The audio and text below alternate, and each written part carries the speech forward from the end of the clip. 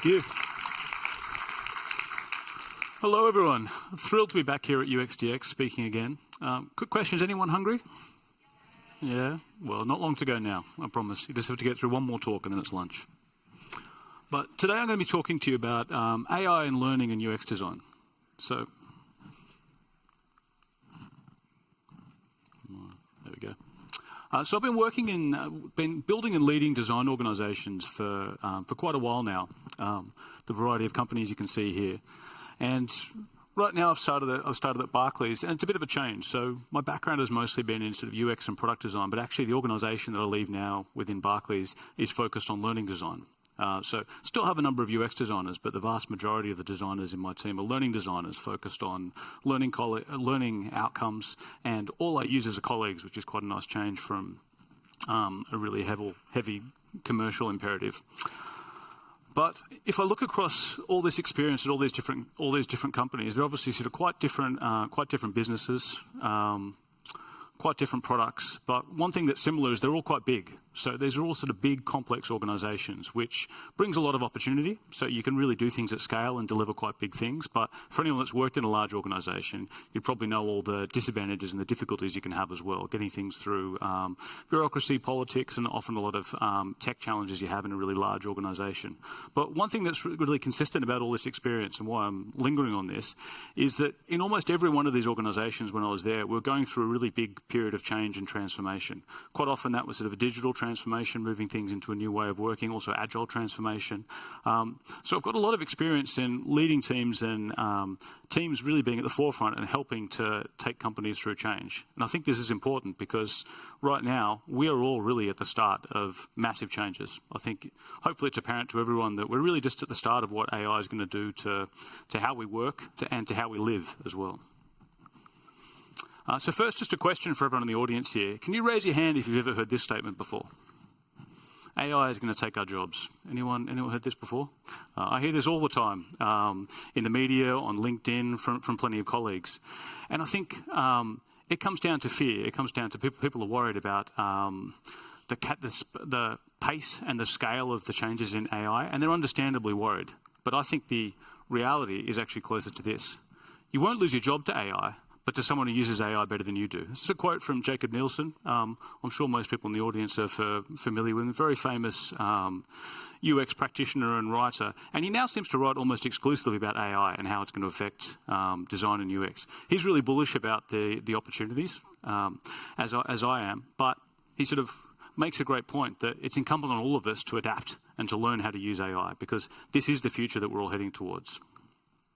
And it's very early days so far. There haven't been that many studies, there hasn't been that much time, but almost everything that has been done so far, all the measures that we have, show that it's going to lead to really big benefits. So studies across a whole range of different industries have shown that most workers, when they start integrating AI into their daily workflow, their productivity goes up by 66%. You can see there's sort of huge financial benefits to the wider industry and companies as well. And then there's some figures on the right-hand side in my area at the moment, which is sort of learning and HR. The numbers all add up. So the opportunities for incorporating AI are enormous, but what's the key to realising them? Well, in our experience, it comes down to measurable gains. So there are many applications of AI that go well beyond personal productivity. I think sort of most people in the audience have probably used ChatGPT, started to find some things that makes things faster. But I think the key is really understanding what works for your business in a business context, and particularly the parts of your business that you could apply AI, and then measuring those effectively so that you can actually realise the benefits. So last year I started in my new role at Barclays. I've only been there for about a year and a half. And when I came in, my organisation is actually spread out all across the UK. I'm based in Glasgow at the moment, but they're spread out everywhere. So very quickly I started organising a series of workshops all across the UK to try and, first of all, meet my team, but then actually kind of collaboratively work on what's our strategy, how we're going to solve some of the big problems that we had. And one of the focuses that we had was working out how we're going to start testing and incorporating AI into our processes, because it's a really big focus at Barclays, and particularly in learning as well. So we have a whole innovation sort of chapter stream within our sort of larger learning and development organisation, which is largely focused on trying to incorporate AI and realise the benefits there. And what we actually found was that learning design and design could actually be kind of the tip of the spear and one of the first parts of the business that could start testing on this. And that's because I'm not sure how familiar everyone is here with learning design. It's a relatively new thing for me. I've been learning a lot over the last year. But my learning designers in my team, the best way I can describe them is they're kind of halfway between sort of a copywriter, content designer and a product designer. So they largely produce interactive learning modules, lots of different kinds of outputs as well, but that's sort of one of the main things that we produce. And really, well more than half of that process is working on the scripts, working with stakeholders, getting the scripts and the copy right before it then moves into the interactive design elements at the end. So all that part of the journey, all that part of the process at the start, which is really focused on copy, we could really imagine all these opportunities to bring AI into that process. AI exists now. You know, the experiments we've just been playing around with ChatGPT, we thought we could actually start using this in a business context. So what we did, we built up a AI innovation squad, a specific squad with a few designers, Scrum Master, Product Manager, to start testing these in detail. And we looked at specific use cases, got sort of a wide number of people to be feeding in, came up with a huge number of use cases that we could do, then narrowed them down to the very best ones, and then rated them for feasibility and importance, and then set about testing them in 2024. We started small initially, so these are some of the learning design use cases that we started testing last year. Some of them seem quite small. They're more based around process improvements rather than massive changes, but that was deliberately because what we wanted to do, at least at the start, is to be working on things that we could test and deliver ourselves. There are a lot of probably much more exciting use cases, but all of those would have involved integration with existing systems, further developments, collaboration with other departments. What we want to do is concentrate on things that we could actually test and deliver within our teams.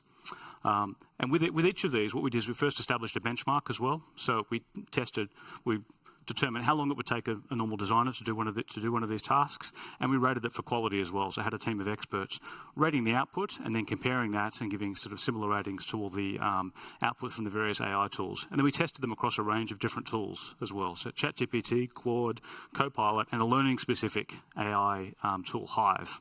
I'm going to take you through, I won't go through all of it, but I'll take you through a couple of the use cases which had some quite interesting results. So first one was test question generation. Now, has anyone in the audience completed a mandatory training module before in their business? Yeah, everyone just loves those. Lots of fun. Our team at Barclays is responsible for most of those globally. So we put out hundreds of those every year. It's a really key part of the output and the outcomes from our team. And a really important part of that is the test questions at the end, which can be a pain for everyone to do. But so much of the training that we produce at Barclays actually answers specific regulation. So banking and finance is a highly regulated environment. Testing is usually part of that. We have to prove that people have gone through testing. Passing a test is sort of one way that we can point to, okay, people have completed this, but it's also a really good way to show that people have engaged with the content. And we're not always successful with this, but if the test questions are good enough, it's very hard for anyone to answer them and pass the test without actually having gone through and understood the content as well. So it's a really important part of our process, and it generally, for each module, which our designers would produce, it generally takes the best part of a day, so about 6.5 hours to create a really good set of questions which can sort of test properly those modules. What we found when we integrated AI as part of this process is in each case we saved around 4 hours. And we actually saw an uptick in quality as well. So not a massive one, but an uptick in quality across the board. It was remarkably similar across all the different tools as well. Now 4 hours might not sound like a lot, but over a year, that's sort of 400 hours saved for my team, roughly, just depending on an average year. And that's just one tiny little part of the process. A module that the entire process usually is sort of a few months of work. We're constantly rolling, doing different ones at different times. But that's just one small part of the thing, and one small part of the process. We already saw really big benefits there. And there's lots of other ones that we're seeing sort of similar gains as well. But this was a really interesting one, summarising content. So obviously we work with a huge amount of content, particularly when we're updating modules from year to year and quarter to quarter. A big part of the job is negotiating with the stakeholders on what needs to change. We might want to bring a new learning methodology in. We might want to improve some of the content, introduce something new. And at that point, we have to take what's already there and summarise it. It can often be a bit of a fraught process. People have different opinions, different views on how things should be summarised. We thought AI could really help with this. This would be great. We can just give it to them. It can automatically summarise the content down to the level that we want, and we can start with that draft, which would be so helpful, save us a lot of time. So we gave it to each of the tools, asked it, I think the example was, we want to take a piece of copy which is 1,000 words and take it down to 800 words. Gave it to all the different tools. They came back and said, here you are. We read through it. It sounded great. This is perfect. This has worked really well. But then we did a word count and found that some of them were more words than before. Some were drastically lower. Some were around about the same time. And every time we did it, even with the same tools, we came back with different numbers. We did a bit more digging. Now, this may be apparent to a few people here. We did a bit of digging and found that large language models can't count. So the way that they interpret data is actually they look at patterns. And so the way that they look at words and phrases and sentences, they don't look at them as individual words. And so at the moment, they're not capable of counting effectively.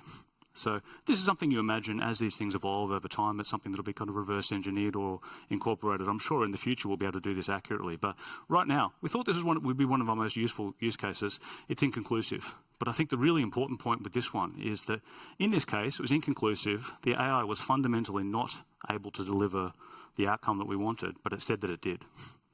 In each case, it came back very confidently, very happily, and said, here you are, perfect. We've reduced it down. Then when he questioned, went back again, it still couldn't do it. But I think there's something interesting there, because without the checking, we might have just taken that verbatim. So these are some of the larger use cases that we had a look at within our area of learning design, which we thought were quite exciting. So virtual coaching, this would be something where we could be, for all the learners, the thousands and thousands of learners across Barclays, we could be giving them sort of specific virtual coaching to help them through. Media and asset creation as well. We spent a lot, designers spend a fair bit of their time sort of choosing the right, creating assets, choosing images. If that could be done automatically and we're just checking, that could save us a huge amount of effort. Changing format as well. We're constantly changing documents and learning materials from an interactive module to a document or backwards and forwards, those kind of things. If they could be automated, that could be huge for us. And then larger things as well, like using AI to design a full curriculum that people could follow, or even then sort of getting into personalisation. Could we actually be delivering specific learning for each person, incorporating not just the content that we create, but we have a lot of partners like LinkedIn Learning. We produce all of we share all of their learning materials with all of our learners. If we could sort of design curriculums that way, that would be fantastic. And then finally, taking it even further down to generative UI as well, which I think is a really exciting concept where the same content, the same material could be presented differently to everyone in the way that's best for them. If you prefer videos, you might see videos. If you prefer documents, you might see documents. If you have sort of certain needs, you need fonts in a certain size, you need colours in a certain way, that could always be presented to you. So we just think there's huge opportunities here. But in almost every case within Barclays, there's a lot of work, there's a lot of development work. We have to change things, integrate with our existing systems, and collaborate with other teams. So these are the things we're going to be working through over the next year, but they're going to be much bigger. These aren't things that we can do on our own. And these last couple, the ones that I'm talking about there, those will take increases in technology, increases in computing power as well to even get close to realising those.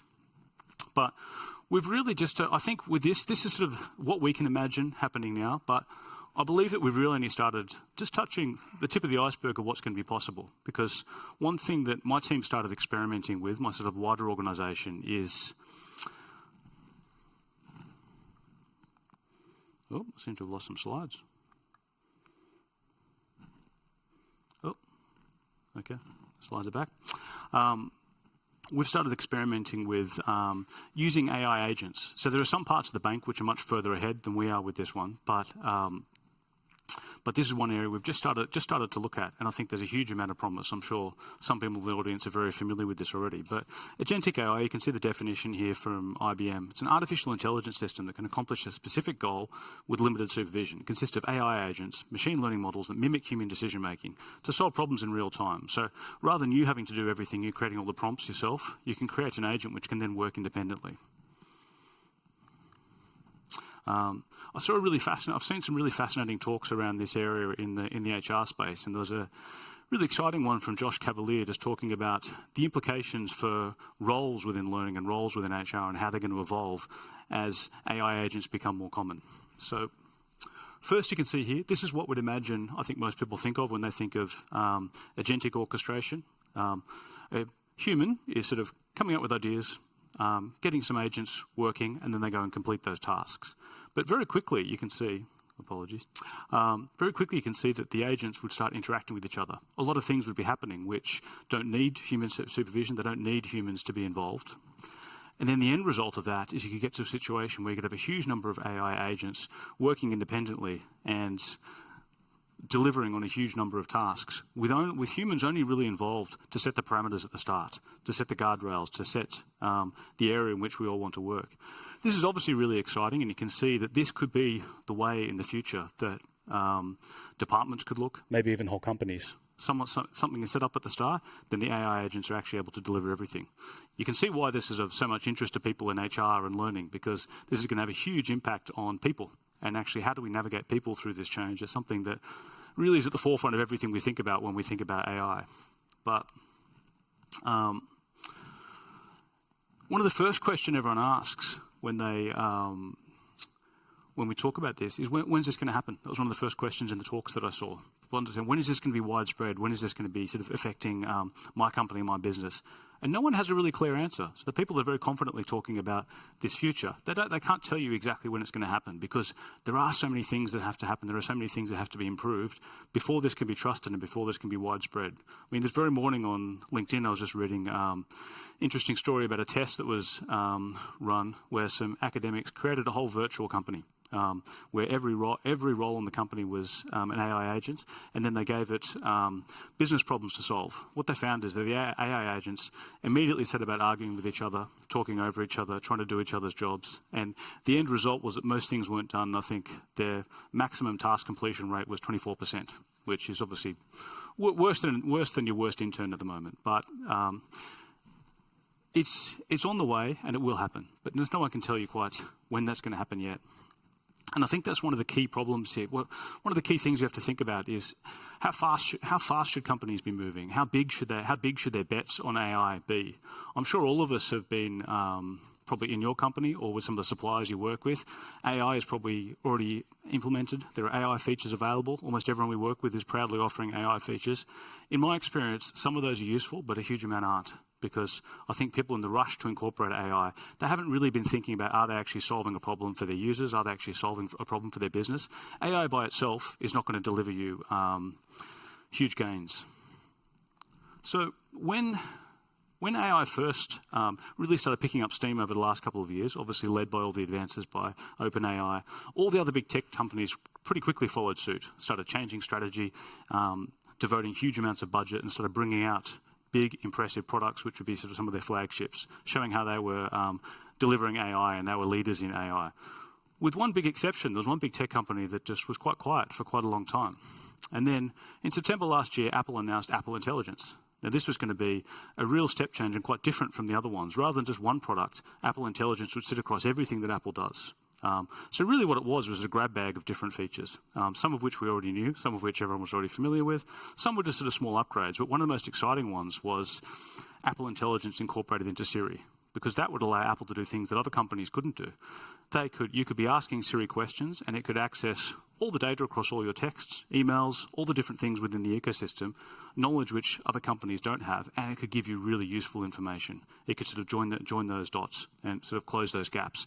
It was really exciting, and it did put sort of Apple, I think, in a really exciting position. But as the rest of the year went on and into the next year, nothing was released. So these features weren't there. And then Apple very quietly announced in March this year that actually Apple Intelligence in Siri has been delayed. It won't be available until 2026. What was interesting is they're actually showing demos of it last year at their conferences, which people have only realized subsequently were concept videos. Now, Apple hasn't been showing concept videos live since the 80s. This was quite a change. But they'd obviously drastically misunderestimated the amount of time it would take them to develop this and develop it effectively. And I think there's a learning there for everyone that you can make a big bet, but there's no guarantee that you'll be able to deliver it in the time frame that you want. Companies can spend a lot of time and a lot of effort and a lot of budget on their AI solutions and have very little to show for it. So this is a survey from in the learning design space again, with learning professionals thinking about what they expect to be the biggest impact from incorporating AI. The top two make a lot of sense. I mean, that's what I've been talking about as well. You can see there. creating learning content faster, efficiency gains, those are the obvious things. The third one's really interesting because people are talking about personalisation and adaptive learning. Now, I know from bitter experience in other companies that personalisation can be very hard to deliver. It's not as simple as just enabling the personalisation opportunities from AI. There's huge integration and development challenges to make it actually work within your existing infrastructure. I think a lot of companies could be making a big bet and spending a lot of time with very little to show for it if they're immediately leaping towards these big bets. But there could be bigger risks in doing nothing. So in our area of learning, I took you through some of the things that we're doing right now. We are just focusing on sort of content updates at the moment, making that faster, making our sort of content creation process a lot faster. But there is a really inherent risk in just focusing on efficiency and content updates for now, because AI is constantly making the process of content creation faster and cheaper with every advance. Content creation is going to become almost free at some time in the indeterminate future. And if a company has just been spending all their time becoming better and better at content creation, they could very quickly become redundant. So in learning, one of the things that we have to be thinking about is we can't just be getting better and better at producing learning content and sharing it with everyone. We have to actually be thinking about how are we going to be landing this AI change and helping people and organisations adapt, and actually helping organisations thrive in this time of huge change that's coming. Just using AI to make content faster is a very dangerous gamble. So I think companies that just sit still and do nothing, or just do the same as they've always done, but a bit faster, they could find that they're not going to be there at some point soon. But at Barclays, we're doing a lot right now. So this was a Barclays hackathon that I attended last year. So several hundred people working here, and these were just the teams that made it. A lot of people applied to get there, and this was just one site as well. This was in London, but we had this going at all the global sites, the major global sites all across the world. All sort of a lot of really impressive teams delivering fantastic solutions, all within 24 hours, incorporating AI and sort of solving business problems. So we had only 24 hours, were able to make amazing progress, delivered something we were really happy with. Sadly, we didn't win. There were some very, very impressive teams who are doing this full-time rather than us HR and learning professionals, where this is a bit of a sideline. But what we were able to do is build a working prototype of a virtual coaching agent. And so this is one of the use cases that we thought would have real promise, and we actually tested it with multiple users throughout this process, multiple leaders in the business, and it worked perfectly. We were coaching leaders on, our initial use case was how to have difficult conversations with their colleagues, and it actually gave them exactly the feedback. Across the board, they said that this worked really well. Now, this is something, if we could roll this out and implement it across Barclays, that could be saving the business tens of millions each year, because coaching is a big business throughout the business at the moment. If we could do that all virtually, there could be huge savings. So this was done last year, a proof of concept which worked quite well, but it's not even close to going live. And do you know why that is? It's all about risk. So at Barclays, risk is something that we take incredibly seriously, and I think most financial situations are the same. So we're not in a position where we can just put something live and hope for the best, gather some information like a small company might be able to do, because the implications for a big financial organisation like Barclays are too large. And it's not just in banking. I think this quote's from a few years ago, but I think it's become even more relevant now. People have started, not that long ago, disruption was seen as a really positive thing. People saw if you came into an industry, disrupted, moved quite fast, broke a few things, the outcomes will be better. But in so many industries now, we've seen the results of disruption without forethought about the impacts it could have. And I think that businesses and the wider public are more aware now and less tolerant for big mistakes. Now, as we start to integrate AI, especially as we start to integrate AI in big businesses, what we're going to see is some bigger mistakes being made. So it's really important to understand these risks and be aware of them. So risk and control is a really big program of learning that we have at Barclays. So it's a critical skill for the entire bank. So everyone that comes into Barclays has to be trained in risk and control. You can see this is just a small amount of the modules that we produce, training the business in risk and all the different types of risk that we have there. Everyone in the business, everyone in the bank has to understand risk, identify them, and then when they have identified them, put controls in place. That's something that we have to do. It's really important for us because the alternatives can be catastrophic if we don't. So in regulated industries like banking, there can be fines in the hundreds of millions, reputational loss, business loss, with even small mistakes if we allow a risk to go unchecked. Why this is interesting is in all our testing in the learning design and sort of content and design space, we're yet to see a use case which we would be happy to put forward with no risk. So what that does is that really affects, in our case, automation. So coming back to the start when I was talking about the fears that everyone has, the fears of AI taking our jobs, in our area, we're yet to see something that we could happily automate with no risk. And we're not in a position, the bank does tolerate some risk, it has to in certain areas, but in our position, we wouldn't be happy to go out with known risks without them being mitigated. So what we really need to do is move towards augmentation. So this is where we can still reap the huge opportunities from AI, still use it as part of our process, but humans remain involved. Humans are there to take things forward. We don't do the rote work at the start, but we can still deliver great outcomes at the end. And so that means that we can be aware of the risks that we've found bringing AI in, but humans can be that control. We can be the ones that can actually help to realise the huge opportunities from AI. So I think I'm just about out of time, but here's some quick takeaways. So measurable gains. The AI opportunities are vast, but must be relevant. Smaller process improvements are often more feasible and can be measured and proven. It's really easy to fall into the trap of thinking too big and too fast at the start. Things will be slower than you think, but lost my slides. Anyway, those were my key takeaways. Thank you very much, everyone.